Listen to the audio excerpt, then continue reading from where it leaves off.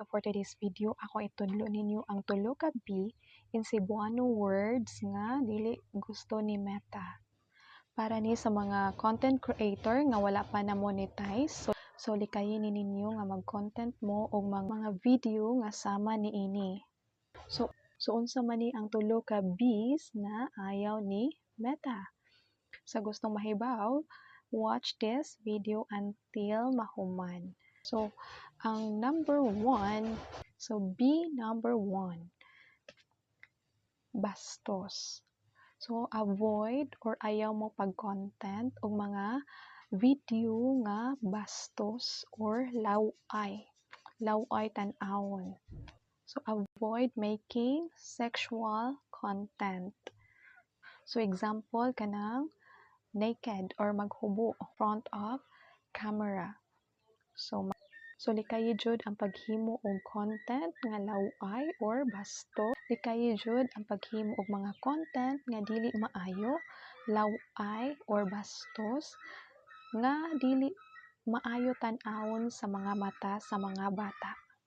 Ang ikaduha nga B kay violente. So avoid making violent content or violente. So, unsa man ang mga example sa violente? So, example, ang pakig-away.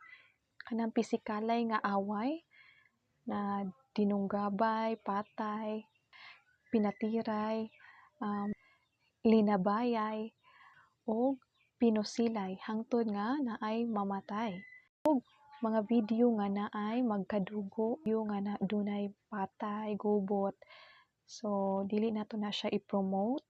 So, avoid making content that glorifies violence. Kay maglisod or dili gyud mo ma-monetize ana. Ang ikatulo. So, unsa man ang ikatulo nga B? So ang ikatulo nga B nga dapat nato likayan sa paghimo og mga content bati nga pulong. So, unsa man ang mga bati nga pulong? Or kanang mga hateful content. Mga bad words, example sa mga bad words. So, mga hateful content. So, example ka na mga pamalikas or bad words. So, avoid using that words in front of camera.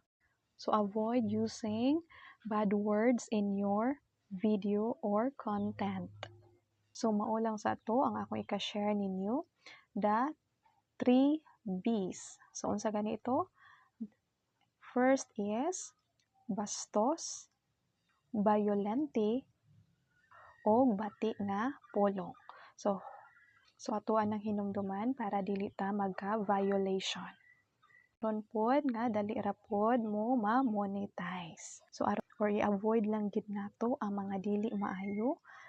For good lang gid ang ato ang mga post or videos para dali ma-monetize o dili magka-violation ang atong mga accounts. That's all for today. God bless everyone. Bye-bye.